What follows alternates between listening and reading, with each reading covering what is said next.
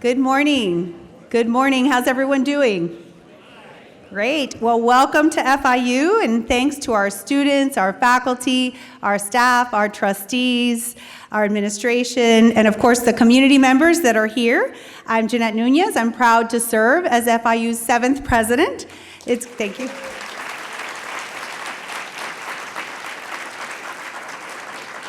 It's great to have you all here as we launch the Presidential Speaker Series, and I'm thrilled about this outstanding turnout, and what I can tell you is that the excitement that those of you here in the room are feeling, I'm feeling as well, and I know you all aren't here to see or hear from me. You're here to see our great guests that we'll be introducing in just a few seconds.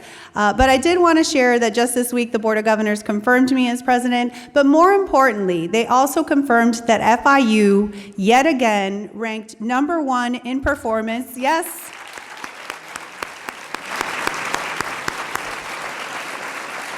Yes, I saw someone with a paws up in the audience, that's right.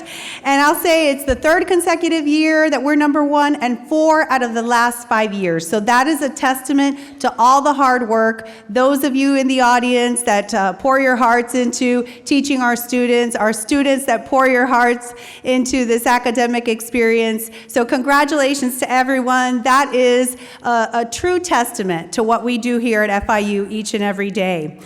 When I first became interim president back in February, and now as I've been confirmed, I promised and I pledged to ensure that we would bring academic rigor, that we would bring excellence, that we will bring civil discourse. And what I can tell you is that there is nothing more important for a university community than those values that our university holds dear, which is to pursue truth, freedom, respect, responsibility, excellence. And to promote those important values, I thought, what better way to kick off the Presidential Speaker Series than with 2 renowned individuals that have agreed to come to our campus that exhibit those principles and can engage in robust debate. And what I'll tell you is that I hope you all learn from these conversations that we're going to have today the appreciation that we should all have for civility, for respect, maintaining that decorum, even when you're talking from 2 very different viewpoints. So I'm excited to welcome these 2 individuals who, despite their differences, I don't think you can find 2 people who are probably more different in their upbringing, in their politics, in their ideologies, but yet they have a deep friendship, which is genuine and real. A deep friendship, love, and respect for each other and their perspectives. Today, our guests are Dr. Robert P. George and Dr. Cornel West. I'm sure many of you know them, but let me just give you a little insights into their background. Dr. Robert P. George is McCormick Professor of Jurisprudence and Director of the James Madison Program in American Ideals at Princeton University. He has served as chairman of the U.S. Commission on International Religious Freedom and the U.S. Commission on Civil Rights and the U.S. President's Council on Bioethics.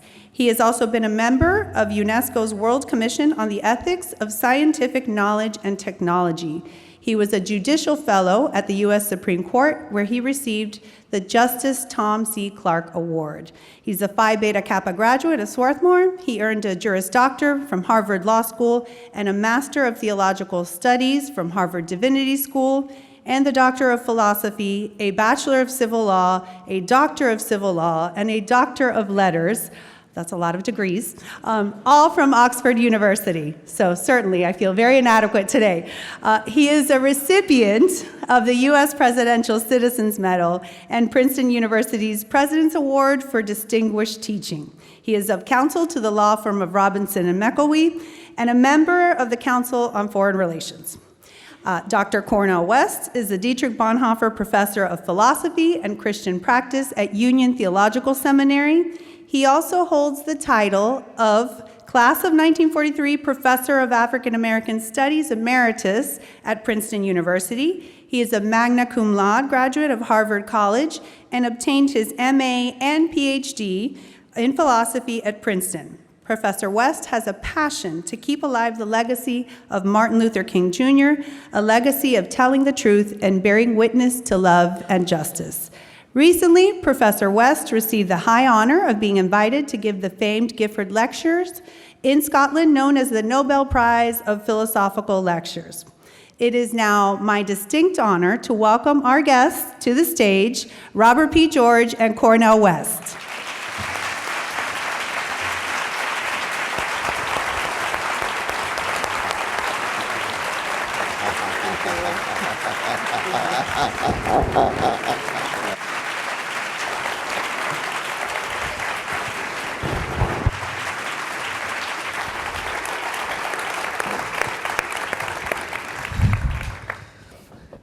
Well, I can assure you, I never got that kind of welcome. So welcome to FIU, both of you. It's an honor to be here.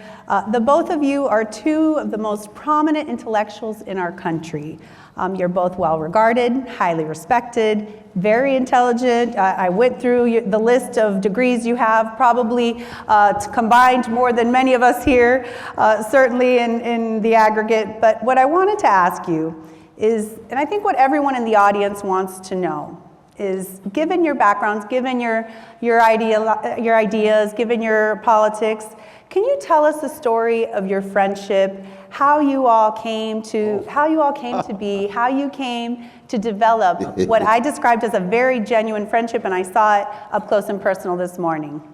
Well, thank you very much, and first, Madam President, let me say on behalf of Cornel and myself how honored we are to be your first guest in the presidential series, and congratulations on your appointment here.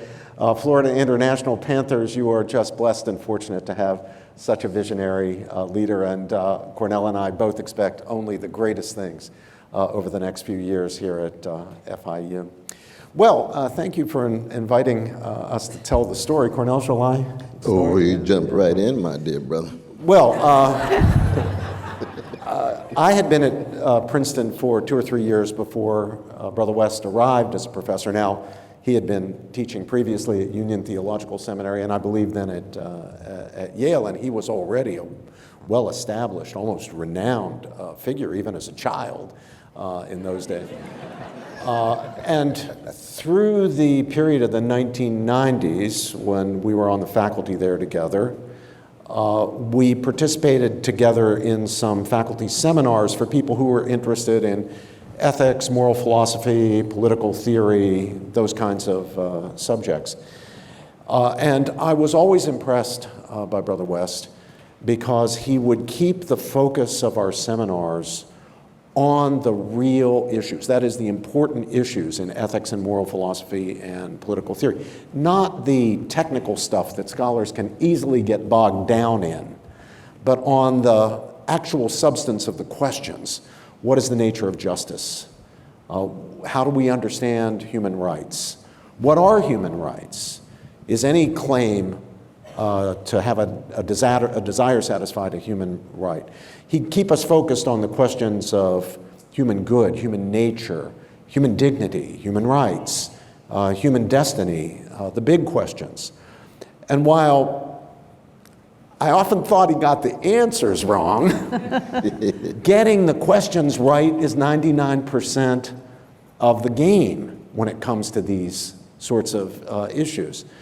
So I was impressed by Professor West, although we were at that point, I think it's fair to say, friendly acquaintances rather than really friends.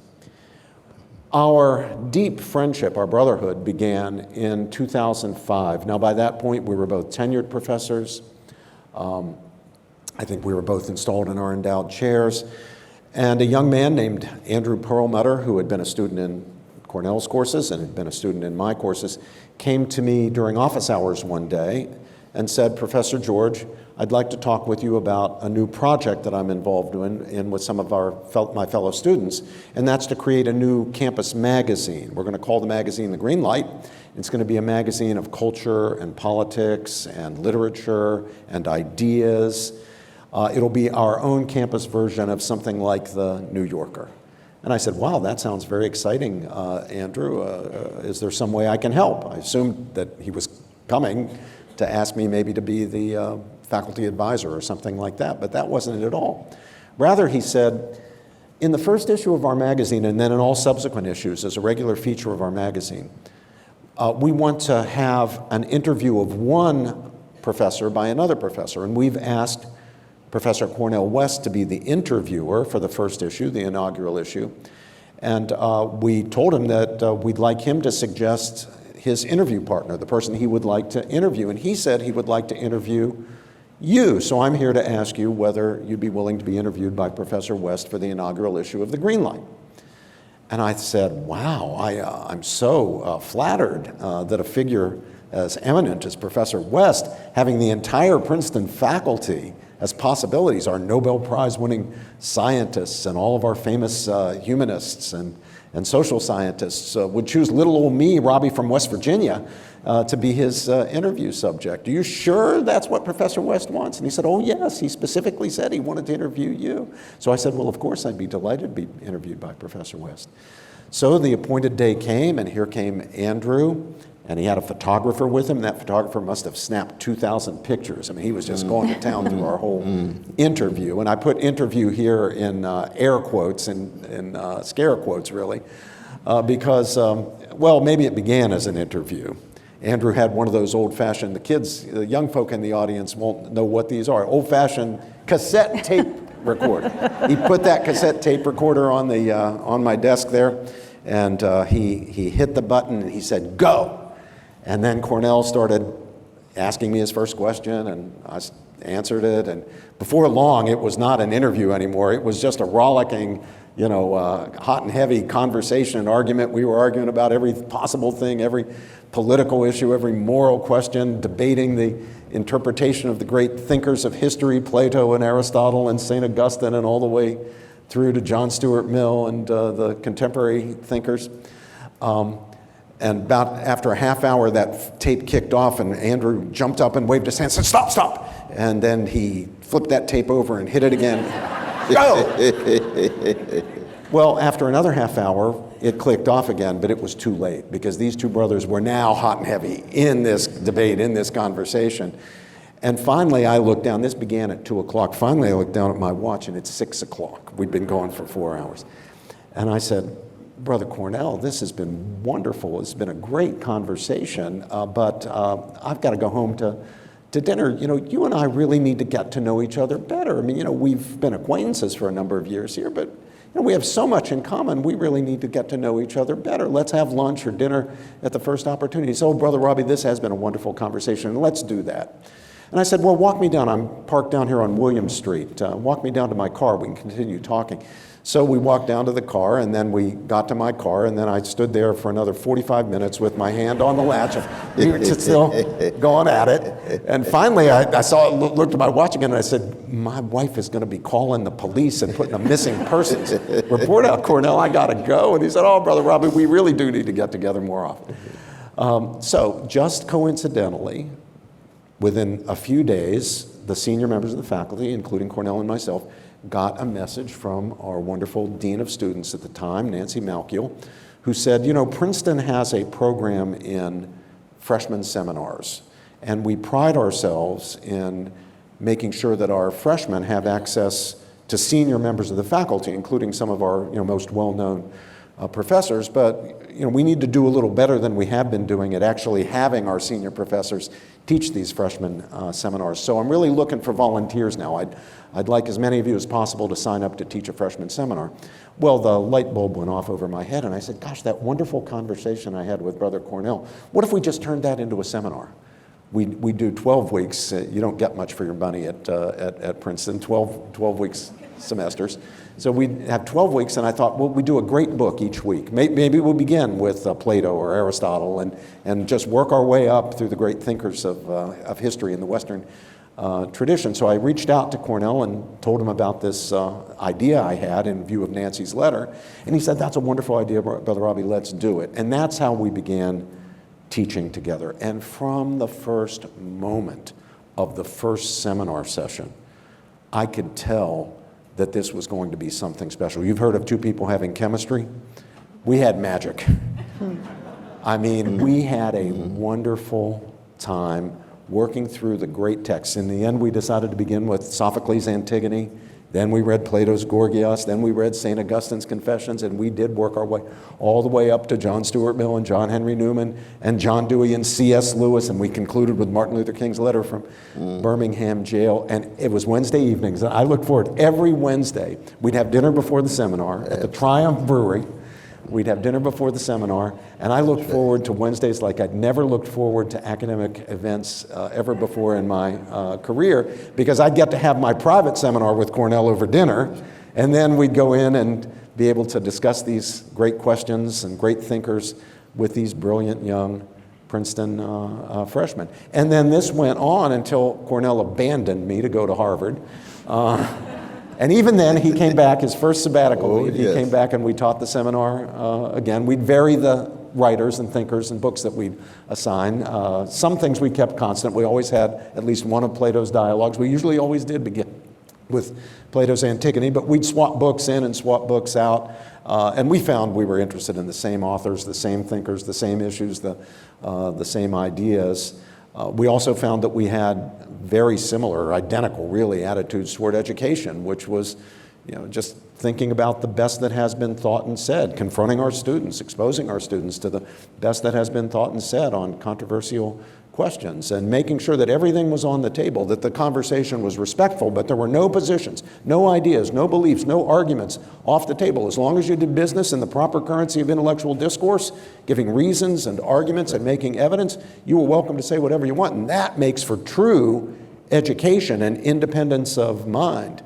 So we found ourselves to be a great team together. And then, since we were no longer at the same university teaching together, we took our show on the road, and eventually it brought us here to the Panthers at Florida International University.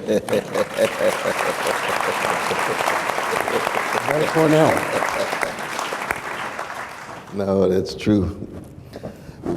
I'm just blessed to be here. And I thank you, each and every one of you, for taking the time in your short lives to allow us to come and run our mouths. And I hope we say something that unsettles you, unnerves you, maybe even unhouses you. But I want to begin by saluting the captain of the ship. I just met my dear sister Jeanette, and my sister Elizabeth. Had wonderful conversation. Sister Javier I met outside, Brother Cassis, and Brother Thomas Maxwell, who picked me up at the airport, who's just such an exemplary figure. He was telling me about Alfonso Lofton. He's one of the first black state troopers in the history of Florida. My God, can you imagine what it was like to be a black man coming out of Jim Crow, Florida, becoming a member of state troopers? Well, see, that's the kind of tradition I come out of, you see. People who've been hated for 400 years and still teach the world so much about love. Love of wisdom, like Socrates, but love of neighbor, like prophetic figures coming out of Jerusalem. And then Jesus. Traumatized for 400 years, but teach the world so much about healing, trying to be a wounded healer rather than a wounded hurter.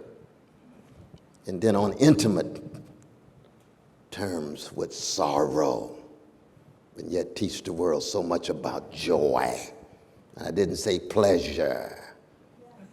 So much of American culture is a joyless quest for insatiable pleasures, titillation, stimulation, distraction, addiction, spiritually superficial. Your heart and soul still hungry for something deeper with more substance. And I know there's my dear sister, one of a distinguished graduate of Princeton, Professor Cheryl Holder. I don't know if she's here, but she is. Oh, stand up. Stand up. Give it up for this dear sister. Oh, they're so good. I tell you. And she's got a son named Jahan, who is one of the most brilliant brothers. You all may know about Masterclass, and maybe bought some of the Masterclass of philosophy and so forth, but her brilliant son Jahan was part of that. And I don't know how long you've been teaching here, but you all are blessed to have her. Elvia as well, who's married to my dear brother Israel Homstead. She's a graduate of this place. So I feel as if there's a connection here, and I've certainly felt a connection, that beautiful breakfast we had. And anytime I spend time with this dear brother, I know I'm going to have a good time. Because we have something deeper than friendship. It's called brotherhood. And love is not reducible to politics. So even when he's wrong, I love him. Even when he's right, I love him. I revel in his humanity. And we tell each other each and every time we come together, we just crack vessels trying to love our crooked neighbor with our crooked hearts, to invoke the great W.H. Auden. But that's very real, because we're living in a time of such overwhelming spiritual decay and moral decrepitude, where the worst of the species, no matter what color, gender, sexual orientation, or nation, the worst of the species has been organized greed and weaponized hatred and institutionalized indifference to the vulnerable, poor and working people, marginalized people, degraded people, no matter who they are, and coming to terms with forms of catastrophe, be it psychic, spiritual, social, economic, political. That's the history of who we are as a species. We're a wretched species. I know Robbie has got his Thomistic Catholic sensibilities, and he thinks I go too far sometimes on that. Too far. But I'm a Holy Ghost Black Baptist. Oh, yes. And I know how wretched we are. That on the battlefield of our own soul, we wrestle with forms of hatred and greed and envy and resentment, and we have to try to be triumphant every day. That's why we tell our students when we come in the classroom, you've come here to learn how to die. And they said, I thought it was just a grade. Oh my God, my diploma, my credential. No, Socrates is right. The unexamined life is not worth living. But Socrates never sheds a tear. He doesn't cry ever. And anybody who's never shed a tear has never loved anybody. That's why when Jesus weeps, it cuts deeper than even Socrates' love of wisdom. And some of us have a love of beauty. Some of us have a love of goodness as secular figures. Some of us have a love of God. But how does it manifest? In our deeds, in our actions, in our dispositions, in our orientations. And so anytime Brother Robbie and I get a chance to come to talk, especially to the younger generation, I know we got some older brothers and sisters up here in the front. We love them just as much. I met my dear brother, the father of this wonderful sister, and your gray looks sharp. It looks sharp now, brother. It looks sharp. But especially the younger generation, because we're living in a moment where the American empire seems to be accenting so much of its worst, and young people need to be exposed to the best of the species, the best of modernity, the best of American history, the best of who you are, which means beginning with the love put in you by your mothers and fathers and grandmothers and granddaddies, setting a moral and spiritual standard of what the Greeks would call arete, excellence. Amen. And once we live in a moment where we're no longer in intimate contact with the best, then the seductions of what in the Negro National Anthem we call not just lifting every voice, but becoming so intoxicated with the wine of the world. And what is the wine of the world? Power, status, position, manipulation, transaction, domination. That's the dominant tendencies of the species. But the best of the species creates interruptions of the greed and the hatred. That's what love, that's what brotherhood, sisterhood, siblinghood, that's what grins. That's where hugs, that's where persuasion, arguments, that's where enabling stories and narratives, that's where empowering symbols that accent what Lincoln called the better angels of our nature. And that's simply a matter of saying, mustering the courage to be truth seekers and truth tellers. And we live in a moment where there's pervasive conformity, complacency, and downright cowardliness. Downright cowardliness. It is not a question of agreement or disagreement. What I love about this brother is he says what he means and he means what he says.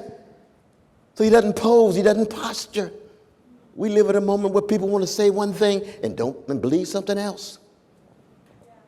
Or they want to say one thing and move in a different direction in terms of their deeds. Just be honest, be candid, be for real. We're losing that in the culture. You can't sustain any kind of democratic experiment if you don't have character, integrity, honesty, decency, moral consistency, ethical constancy, and be willing to put yourself on a risk or at risk so you're not in control all the time.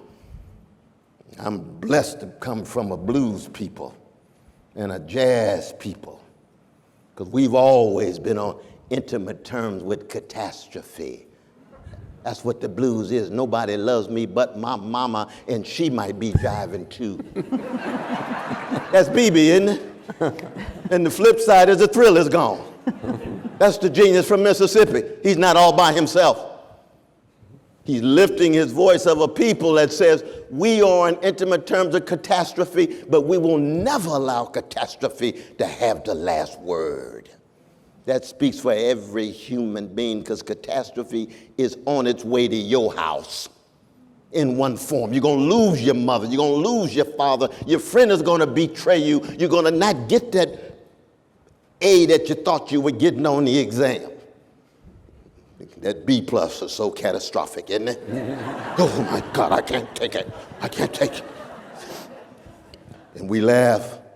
But we're living at a moment where once we lose the capacity to deal with catastrophe with compassion, we slide down the slippery slope of organized greed, weaponized hatred, institutionalized indifference. And the great Rabbi Heschel is right when he said indifference, the evil is more insidious than evil itself.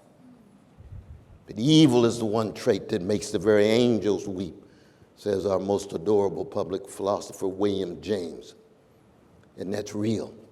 And the only response we have is to try to be by example, engaging in deep education. I didn't say cheap schooling. This institution, deep education, Socratic, prophetic, and I hope blues-like, because every culture has their blues men and women who's been on intimate terms of catastrophe but hold up bloodstained banners of truth and justice and love. Thank you both for that answer, yes.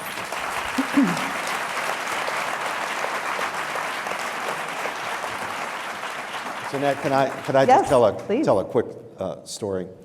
So after we'd been teaching our seminar together, called it Adventures of Ideas. At the Alfred North Whitehead. Alfred North Whitehead. Yeah, the great Whitehead. We'd been teaching our seminar for a while. The Princeton administration asked us to do a program for them in connection with Freshman Families Weekend. This was in October. The new freshmen had arrived in September. They were to invite their parents back, and there was a whole weekend of activities for the parents and the new students. And they asked us, the administration asked us, if we would do a program on the purposes of liberal arts education. Princeton regards itself as a liberal arts institution. So we said, of course, we'd be delighted to do that. So we had, I guess, 1,500 people in the audience, lots of freshmen and parents and brothers and sisters and so forth.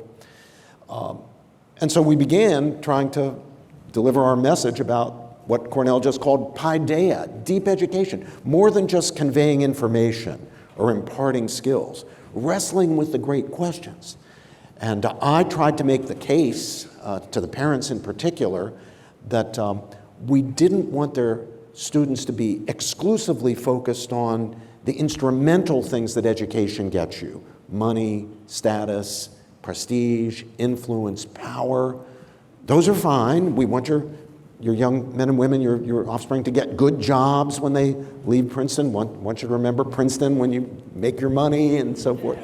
But more fundamentally than that, the purpose is to wrestle with the great questions of meaning to focus on things that are not just instrumentally valuable: family, faith, friendship, knowledge, beauty, integrity, honesty. Don't just instrumentalize your education and think about, getting into the next level of graduate education, going to law school, going to Goldman Sachs and, making a ton of money. That's all fine, but don't lose sight of the real purpose of education. Paideia, deep education, wrestling with ideas. And I made the point that, in a good course, in a good seminar, a student will be unsettled. A student will be made to question what he'd previously believed coming into the seminar. He's going to have to wrestle with ideas that are unsettling, and our job as professors is to unsettle the students and unsettle ourselves. Well, I could tell I wasn't connecting. I wasn't making the sale. So I turned to Cornel and said, well, Cornel, why don't you make the case? And he said, your sons and daughters are here at Princeton to learn how to die. I saw every father in that room turn to every mother and say, $70,000 a year. But that really is our message. It's getting the priorities right when it comes to what education is ultimately all about. Now, that's not to say that we can just dismiss the instrumental purposes and values of education. We do want you to get a good job, you students here at Florida International. We do want you to prosper in those material ways. But we're really here, above all, to form you to be determined truth seekers, courageous truth speakers, and lifelong learners. It's not all reducible to any bottom line. It's about your character and your soul as a thinking being, as a rational creature, is what Cornel and I believe God made you to be. Thank you. Yeah, absolutely. Absolutely. And I'm going to give you all, yes. Absolutely. I'm going to give you all a chance to plug your book, of course, Truth Matters. And so for those of you in the audience that perhaps haven't purchased it, I would highly encourage you to do so. But let's talk more practically speaking. Is there one thing that you both disagree on where the other has changed your perspective or changed your opinion? Is there one topic or is there one instance where you can point to? Just so our students can understand, oftentimes that challenging of ideas is important as you formulate your beliefs. Why don't you talk about my wonderful influence? You said Cornel on was that you? he's always wonderful wrong. influence. So Absolutely, absolutely. Well, one thing is that he plays a serious banjo, and I didn't grow up in the context with a deep appreciation of bluegrass music. And he plays a serious bluegrass. And so we actually sing and perform in class after hours. We have done that. We've been known. Very much so. I'm sure we can find a banjo. Hell yeah. Imagine Sam Cooke trying to sing bluegrass. But no, I think intellectually we've certainly influenced each other in terms of allowing us to engage in that magnificent leap of imagination to get inside of the skin and walk a mile in the shoes of someone who has a very, very different view of the world. So it is not about some premature victory. You see, this is not a matter of trying to cut somebody down or show that you're so much better and smarter than somebody else. That kind of arrogance has got to go. That kind of self-righteousness has got to go. You have to be humble enough and open-minded enough to get inside of allowing me to get inside of Brother Robbie's mind. I don't know what it's like to be a vanilla brother coming out of West Virginia, grounded in bluegrass. And he doesn't know what it's like to be on the rich chocolate side. I'm getting an idea. Sacramento. Slow dancing to the dramatics under purple light in the garage and things. No, he doesn't know that. That's all right. And we spend time in each other's context, because his wife, Cindy's magnificent. My wife, Adahita, my daughter is very much like a niece to him and his magnificent son and daughter, and he's got the grandkids too, so we spend time. But it's just human. You all do the same thing with a variety of different people.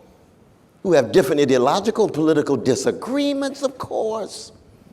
And all of us do it on Thanksgiving dinner. Grandmama doesn't have the same ideological views that you do, but I hope you still take a bullet for her because she loves you and you love her. It cuts much deeper than just that agreement or disagreement in that way.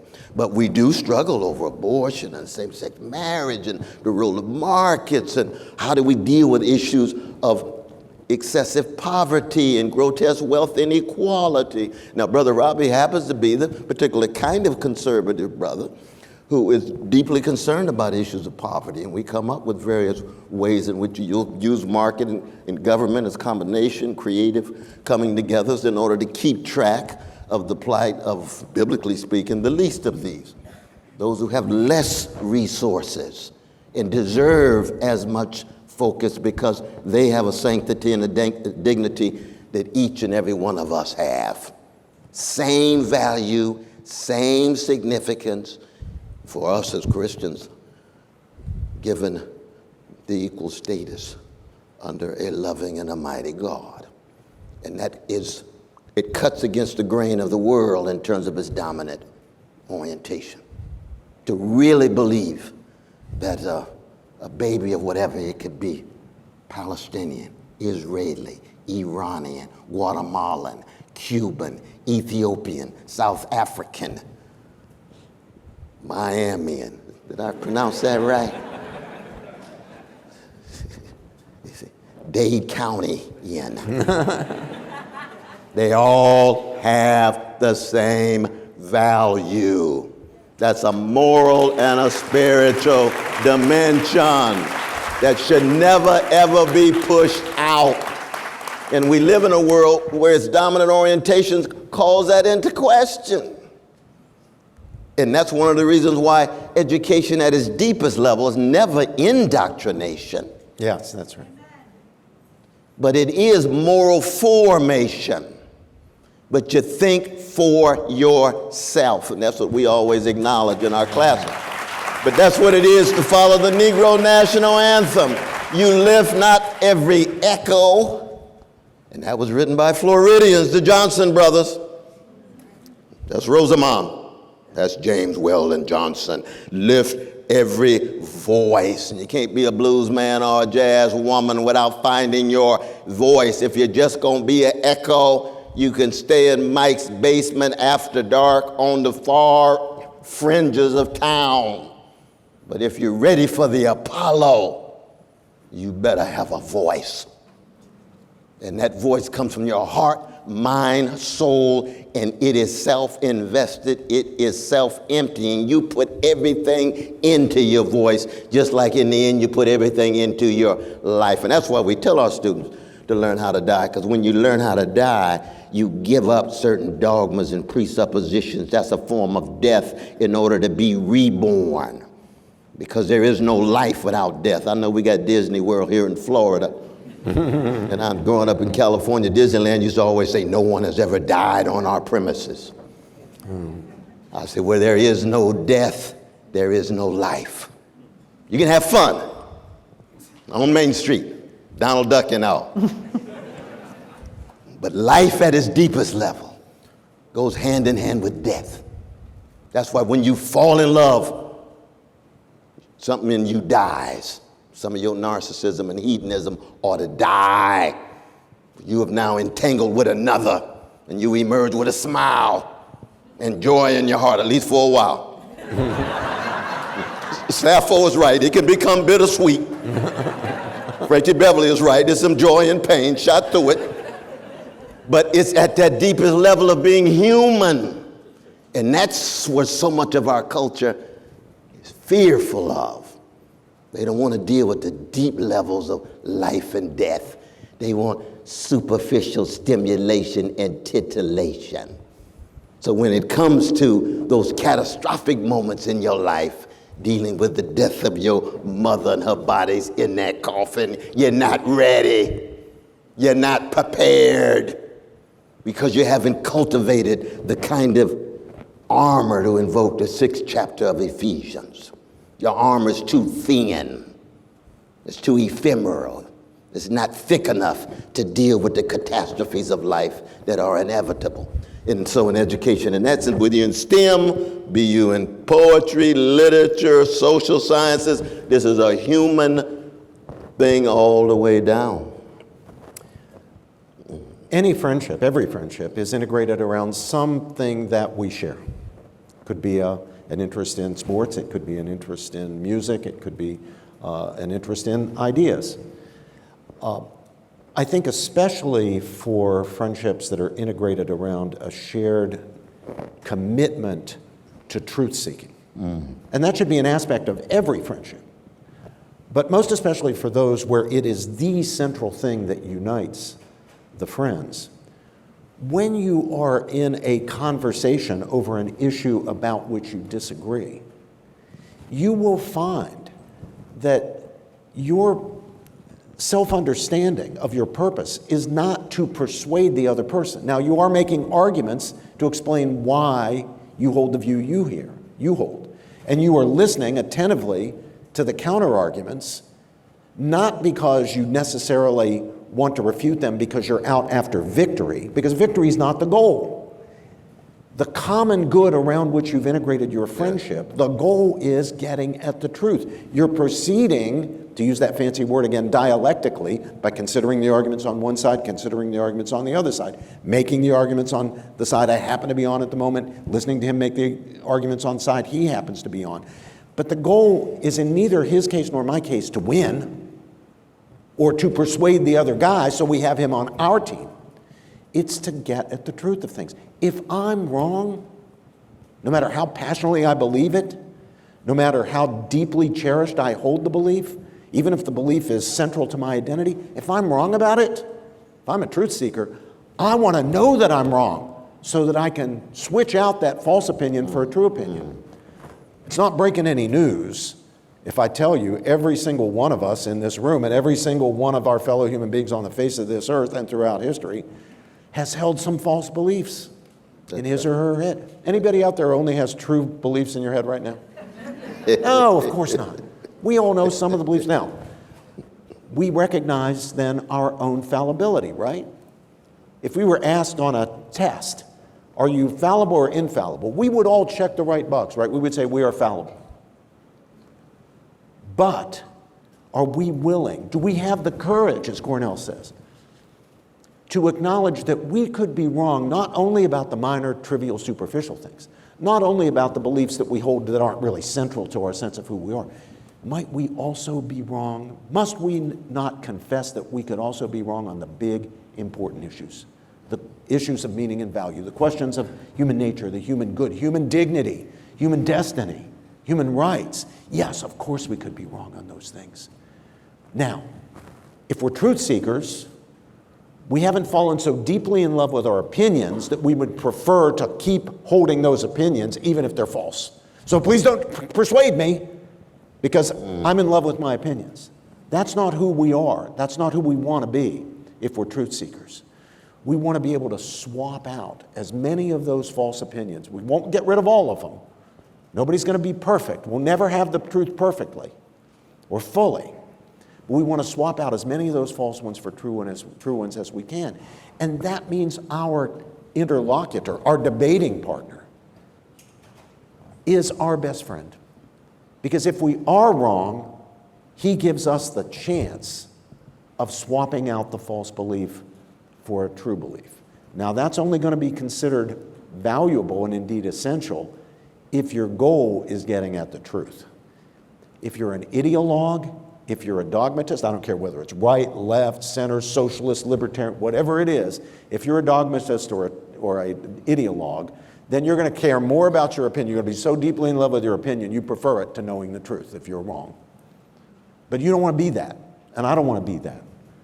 Which means in our conversations over issues on which we may passionately disagree, we're always out to be corrected just in case we are wrong. John Stuart Mill, the great theorist of liberty, in his great work on that, Cornel and I have both been critics of many aspects of Mill's thought, Mill's utilitarianism, Mill's libertarianism, but I'll tell you, he nails it in that work on liberty when it comes to the importance of protecting freedom of thought and discussion, not only with legal rules, but in making sure that we create a culture in which people are free to question any orthodoxy, any dogma, any ideas. He says if two people are having a disagreement, there are only a limited number of possibilities. One might be 100% right and the other 100% wrong. The other one might be 100% right and the other 100% wrong. Or both might be partially right and partially wrong.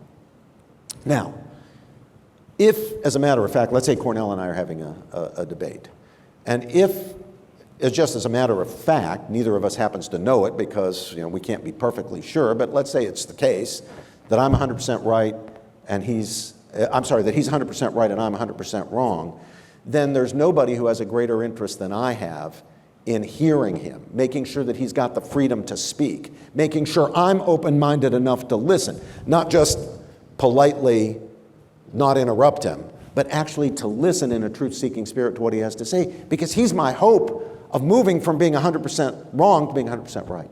Now, same if, although he is partially wrong, he's partially right, because that means I'm, though partially right, also partially wrong. And it's only by listening to him and making sure he's got the freedom to speak, not just under the First Amendment, not just under the formal rules of the university, but in the context of the culture, where he won't be afraid to speak his mouth. This brother wouldn't be afraid no matter what. But most people would be afraid if it's going to cost them friendships, cost them jobs, cost them grades, cost them opportunities. Still, no one has greater interest in me than I have in making sure that I am listening to him, that he's got the right to speak, he feels free to speak, so that I can correct myself on those aspects of the question on which I'm wrong. But now, Mill comes to the real punchline. This is known as Mill's trident, right? There are the three possibilities. He's 100% right, I'm 100% right, we're partially both right, partially both wrong. But how about the case where he's 100% wrong and I'm 100% right? Why then should he have freedom of speech? Why then should I be willing to listen to him? And Mill explains, and he's so right about this, for this reason. There's always a deeper and deeper level of understanding of a truth. It's one thing to know that something is the case, to be able to check the right box on the SAT. The answer is C, not A, B, or D. That's one thing, and it's better than the alternative, getting the answer wrong. But it's another thing and a deeper thing, not only to know that something is the case, but how it's the case and why it's the case, or how it's being the case relates to other things that are the case. In other words, to have a deepened knowledge of the subject. And I'll tell you, even if you're 100% right, there's some issues on which I'm pretty sure I'm 100% right. I still want to hear Cornel.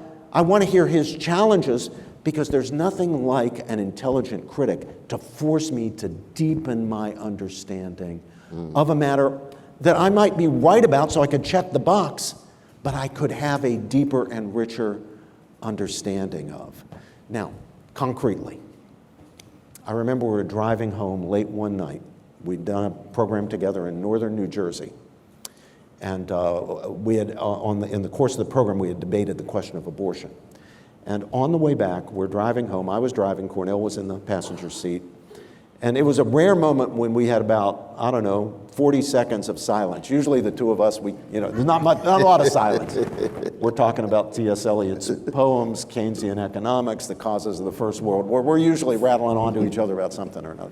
There's about 40 minutes of silence, and then I hear Cornel say, Brother Robbie, quiet voice. He said, Brother Robbie, you're making me very nervous about my commitment to the idea of a right to abortion. He didn't say, I changed my mind. He said, you're making me very nervous. In other words, you're making me think. And I have had the same experience with Brother Cornel on the question of race. And let me tell you how that has worked in my own life. It's very tempting, especially for conservatives like me, it's very tempting to think, as I am prone to think, you know what? Race isn't even real. It's skin color, it's meaningless, it's nothing. It's race consciousness that got us into this problem. That's what racism is all about, race consciousness. And we're not going to get out of this problem of race, which has vexed this society since its foundation, from slavery forward, unless we just go completely colorblind, stop thinking in racial categories, abandon the idea of racial consciousness. It seems like a quick and easy solution to the problem. Well, do you remember how Cornel opened his first words to us this morning? It was, I come from a people.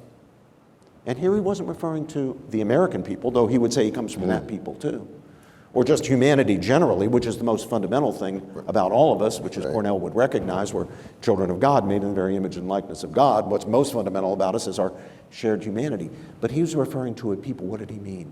He meant black people, black Americans, people whose heritage is, as he said, a heritage of 400 years of being hated, being enslaved, being discriminated against.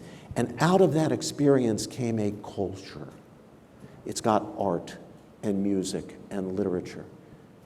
And it's not just black culture that we can speak of in that way. Think of Jewish culture, right? Or think of Irish culture.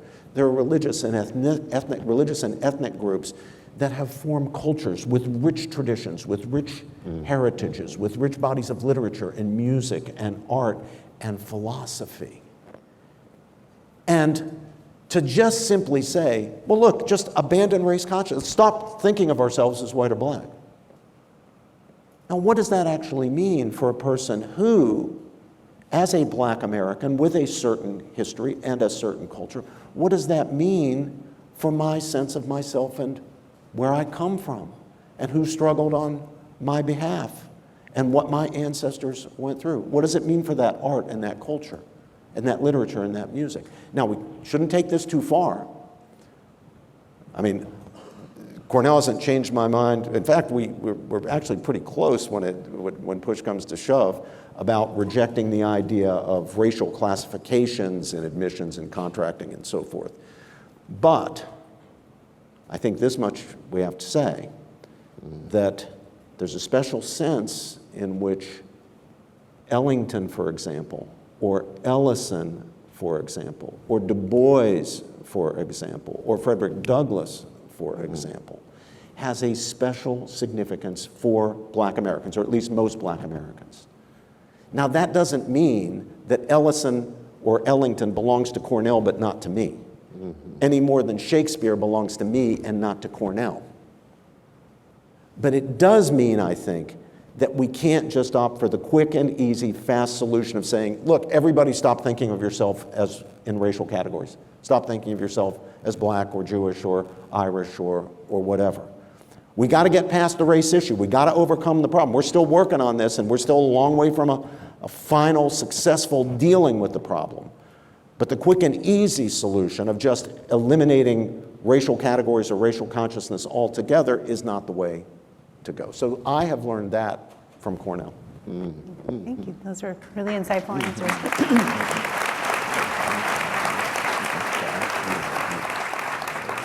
And I think you're both right. There is oftentimes a level of uncomfortableness to tackle difficult topics. I think that's true in the classroom setting. It's Absolutely. true around the dinner table. And oftentimes people just sort of retreat to their own corners and say, I agree to disagree.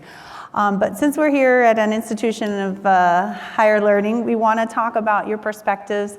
And you referenced a little bit on academic freedom, freedom of expression. I know you two have founded and very involved in the Alliance. So if you could maybe share that for the benefit of our faculty and our students, I'd love that perspective. Well, I really want Cornel to take the lead on this. I'll just answer the technical question very quickly. So Cornel and I were among the founders of the Academic Freedom Alliance. That's an alliance of professors across the United States, representing the spectrum of political, ideological, religious positions. There are atheists and Christians and Jews and Muslims. There are people on the left. There are people on the right, Republicans, Democrats, socialists, libertarians, everything in between. But we are committed to the proposition that academic institutions exist, that their mission, their goal is the pursuit of truth. That's it. Now that presupposes that there is a truth to be pursued. Otherwise, why be in this game? So these are people who reject the relativistic idea. There's no such thing as truth. There's your truth and there's my truth, but there's no such thing as the truth. So that's one thing that binds us together. But, and here's where the academic freedom part comes in, it's the Academic Freedom Alliance. We are also people who believe that if the truth is to be pursued well, either in our individual vocations as scholars or institutionally as colleges and universities, there must be the freedom to ask any question, challenge any dominant position on the campus, any orthodoxy. Everything's on the table. That the only thing that we can ask our fellow professors or our students is that they do conduct business in the proper currency of intellectual discourse. There's a currency of intellectual discourse just as there's an economic currency. The economic currency is dollars and cents in the United States. It's pounds and, at least before we had crypto, it's pounds and pence in Britain. The currency of intellectual discourse consists, as I said earlier, of reasons, evidence, and arguments. So it's not academic freedom to threaten somebody. It's not academic freedom to vandalize property. It's not academic freedom to intimidate somebody. It is academic freedom, though, to question any orthodoxy, to question any view. So as a member of the Academic Freedom Alliance, one of the founders along with Cornel, we're committed to the idea that we are more than willing to tolerate even views that we find hateful, disgusting, outrageous, unjust, because we want the argument to be on the table. Now, it's going to have to stand or fall on the strength of the arguments and evidence that can be adduced in support of it, but we're not going to shut down anybody's actual free speech. Intimidation, threats, violence, vandalism, that's one thing. That's off the table. That's not free speech. First Amendment has that same set of provisions, but we're not going to enforce any orthodoxy on any question. We want the argument to stand or fall on its own intellectual merits. Any members of the faculty here who would like to be nominated for membership, if you believe in the principle that I just articulated, Cornel and I would be very honored to nominate you for membership in the Academic Freedom Alliance. But that's what it's all about. Now Cornel can get to the real heart of the matter. No, but you hit so many nails on the head, though, brother. But I think part of the problem is that we have so thoroughly eroded the sources of trust, so that it's one thing to talk about Socratic dialogue, but you have to have enough trust with one another to enter that dialogue in such a way that you really learn and listen. And you see, cultivating the capacity to love means cultivating the capacity not just to give, but to receive. It's like being in a jazz band. See, Mary Lou Williams doesn't have musicians who learn how to listen. Then all they're going to do is want to opt for solos all the time. Now, we got a solo culture. Everybody figures when they speak, everybody ought to listen. And when somebody else speaks, it's time to look at your phone and catch up on what's going on. No. You got to have an egalitarian sense in which you're willing to listen, which means you're willing to fight for someone even when they're wrong in terms of their ability to freely express themselves. And our problem is that we've had so much hypocrisy, and hypocrisy is ideologically promiscuous. It will lie with any ideology. It will lie with any worldview. It will lie with any religion. If you want to just look at the history of human hypocrisy, it will take you everywhere. We Baptists shot through with it. Catholic, well, you got a new pope, so let's be a little bit less. But he could be my cousin because he's got Louisiana Creole in him, you know. Cousin Leo. That's right. But the first 35 popes, 31 of the popes were martyrs. Keep that in mind. That office is the office of tears and sorrow. You see, the hypocrisy quotient goes down if you know when you move into an office, there's a good chance that you might be a martyr. You're not going to get too many takers for that. That's why in the old days, anybody who wanted to be a pope, everybody said, have you lost your mind? Do you know what it is to be a pope? You're going to end up getting crucified upside down like so many of them. It's different now. Very different now. Put on your garb, all of that privilege, legacies of empire, legacies of nation-state formation, and yet still somehow these popes still strike me as having some elective affinities to St. Francis of Assisi, who sets the standard for me. Yeah. but most of them fall short, like all of us. All of us. Try again, fail better. That's the Irish blues man called Samuel Beckett. Try again, fail better. That's the story of our lives. Relative failure. We all fall short. And so given that, we want a Socratic context that we can enter and generate enough trust to be able to listen to one another, learn from one another, but still take a tenacious stand. Still have our convictions and our commitments and something we're willing to live and die for. Part of the problem these days, and I get this among a lot of the young brothers and sisters of all colors, they come up to me and say, Brother West, Brother Matt, what? We just love your brand. On TV, radio. I say, brand? I ain't got no dang brand. Black folk came on slave ships with slave auctions on slave plantations, and they were branded. I got a cause. I don't have a brand. A brand is just your market strategy. Now, you can have a market strategy, but if that's your fundamental identity, you've already been seduced by the spiritual superficiality of the culture. A cause is something that you're willing to live and die for. I've been blessed to teach in prisons for 47 years. When I go in and see my beautiful brothers, most of them chocolate, but not all. And the first question I ask them is, who would take a bullet for their mama? And all of them raised their hand. I said, I'm in the right place. Because that's not a market strategy. That's a cause. That's something you're willing to live and die for.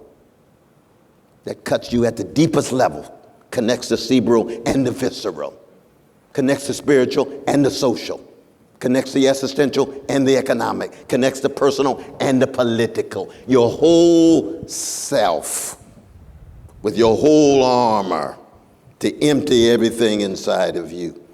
And for me, therefore, when we talk about these Socratic spaces, and here we go far beyond even Mill, even though Mill had a deep appreciation of Socrates, because unfortunately, when people think of liberal, they think of liberalism rather than something Socratic. And the Socratic is always much deeper than ideological project. And you would think even for religious people, you think of what it means to really take seriously the weeping of Jeremiah, of our precious Jewish brothers and sisters, or Esther and her courage vis-a-vis the king, or what it really means to follow Jesus, especially into that temple overthrowing those money changers. Boy, it's hard to be on Pontius Pilate's payroll and follow Jesus, isn't it? Very difficult, schizophrenic, and yet one is a cause, the other is a job. Nothing wrong with having a high-paying job, but if that's all you have in space and time, in the end, you're still going to live a life of spiritual emptiness, because richness in the end has to do with the things that money can't buy. The love, the faith, the friendship, the loyalty. That's what really matters at the deepest level.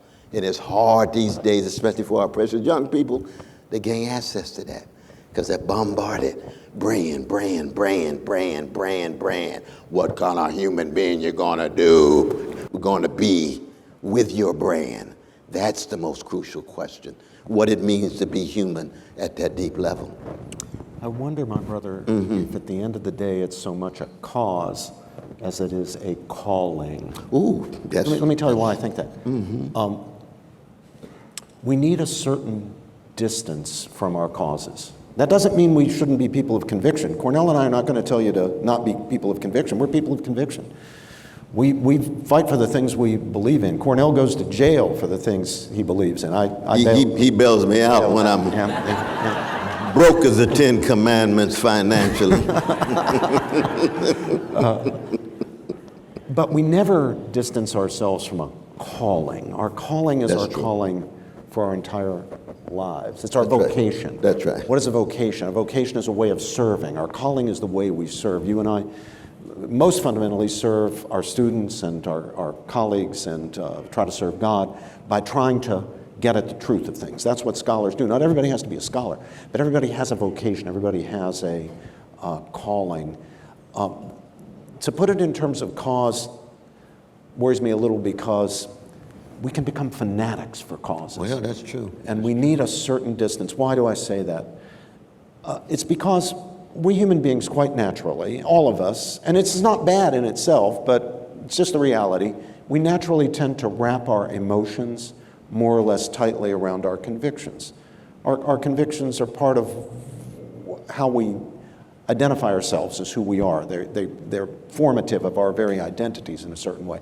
And we belong to many groups, political parties, religious groups, and so forth, that where shared conviction is what makes you a member of the group. And we naturally, as human beings, want to be accepted in the groups that we belong to. And so, we want to be good soldiers for whatever the cause is. It might be a religious cause, might be a political cause, might be a cultural cause that we're serving. And yet at the same time, precisely because of our recognition of our own fallibility, we have to recognize that we might be wrong even about the things we are most deeply dedicated to.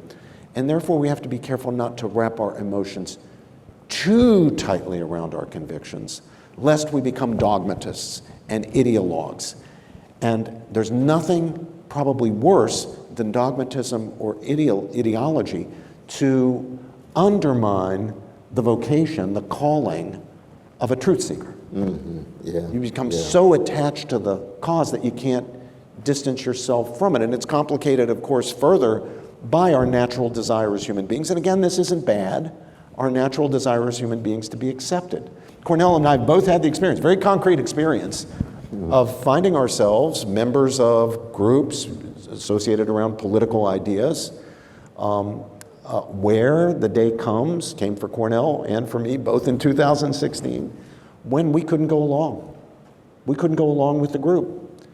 And these were groups that, the two of us had been, they weren't the same group, they were opposing groups, had been lionized in. We'd been considered great spokesmen, great champions for the group. But when we said, no, I can't go along with that, suddenly we found ourselves outsiders, and not just outsiders, being vilified by people in the groups that we had been soldiers in good standing in.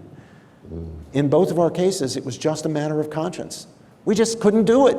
Couldn't do it while retaining our integrity. Could not do it consistent with our vocation as truth seekers. We had to say, look, we can't go along because we think this is not right. And unless you have that certain distance from the cause, you won't be able to bring yourself to take the stand and say, this is not right. Guys, I cannot go along with this. So yes, be people of conviction, but don't wrap your emotions so tightly around your conviction that you become dogmatists. But see, part of the challenge, can I just jump please, in, Monty? yes. Ask for permission from the president, Even though I am a free man, I'm a free man. Oh, yeah. I'm a Jesus-loving free black man.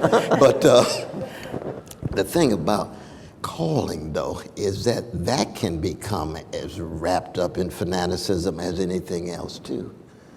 You see, the problem with fanaticism is that the only mechanism, the best mechanism we have is that openness to self-criticism. True. Whether it's cause, calling, whatever sets of virtues, and the enabling virtue of all the other virtues is always what? Plato lays it out in the Laches.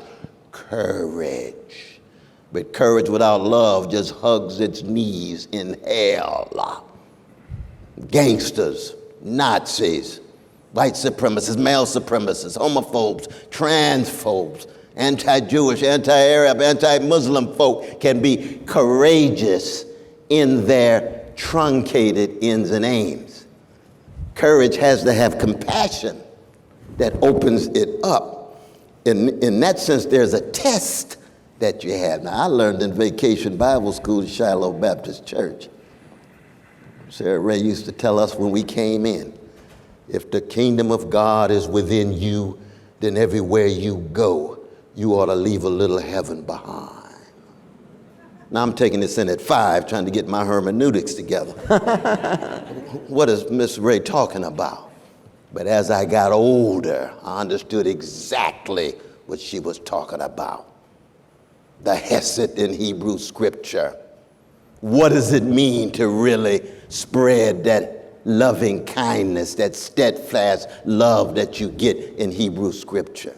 To do justly and love mercy and walk humbly with thy God in Micah. Or Jesus, loving your enemy. What are you talking about, Jesus? Have you lost your mind? No. Because if you take love and justice seriously, you're going to have so many enemies that you don't want to become preoccupied with them.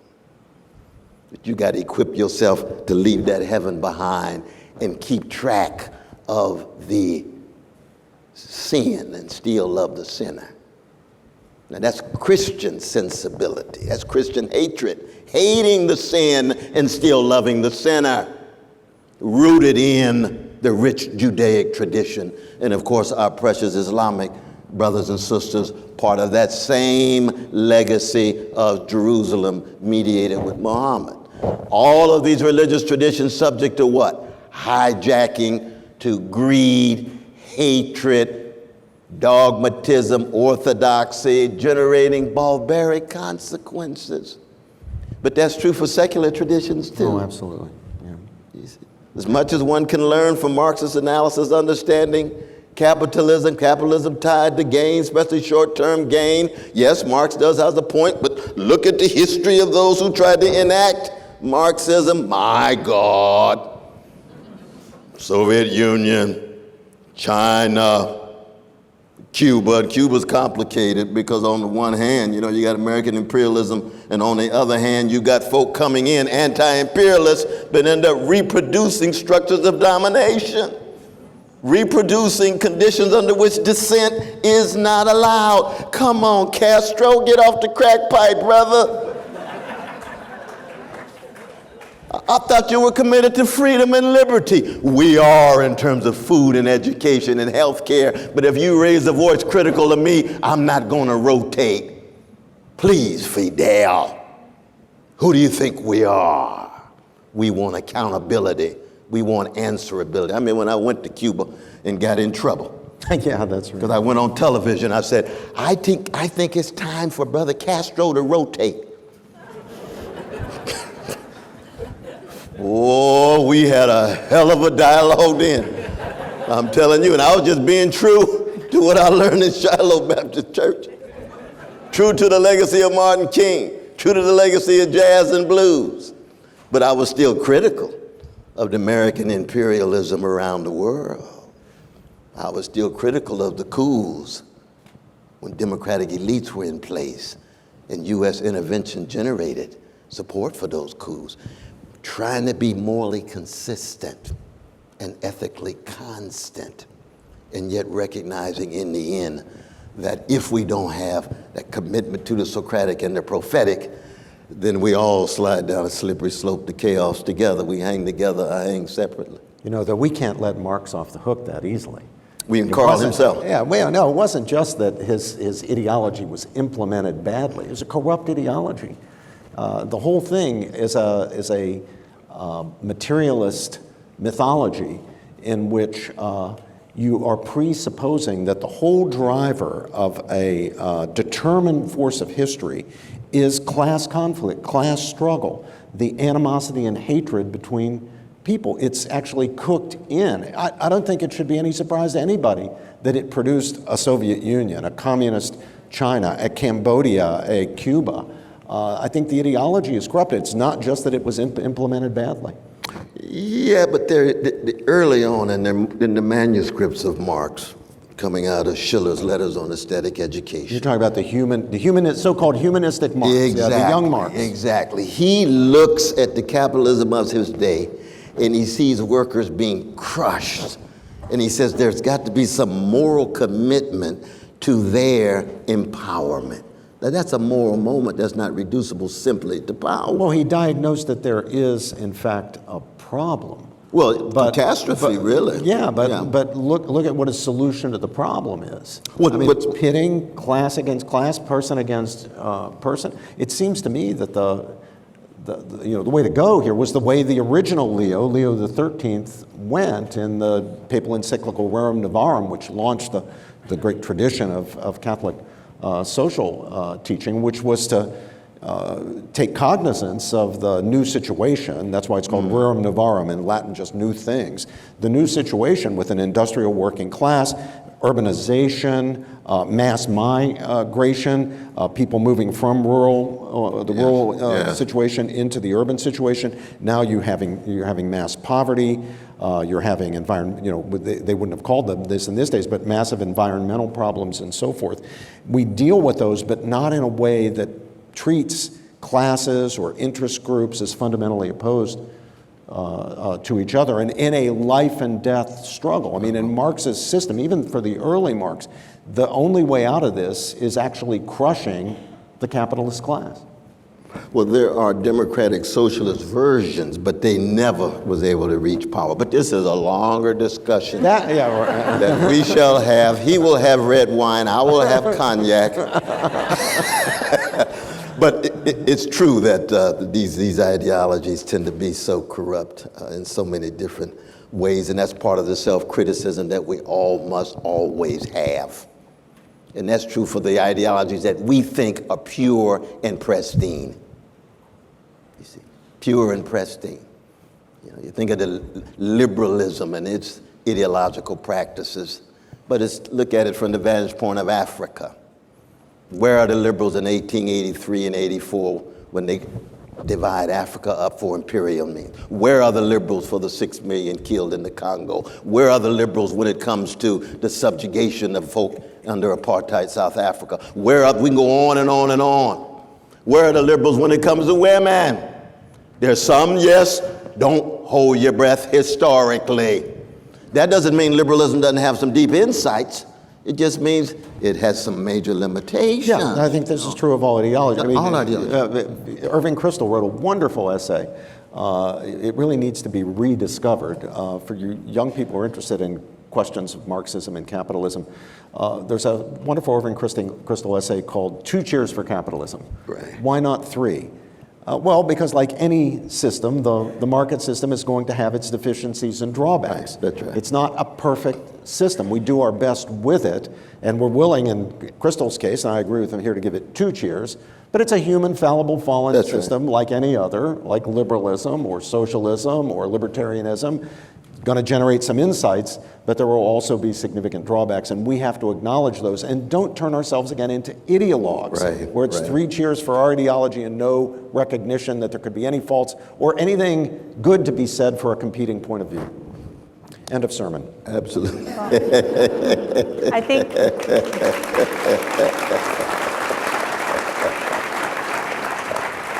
I think we just saw in real time the type and back and forth that you've been talking about, and I hope everyone got to enjoy that little exchange of ideas and perspectives, and I hope everyone is enriched by it. Sadly, we are way beyond time, and obviously I want to make sure you all can get back to your your flights. Is that the real time? We're running, yeah, that's the real time. They don't have different time in Miami than New York. It is. Oh, that person. But I do just want to once again thank you for coming, Jeanette. for providing us with this wonderful opportunity.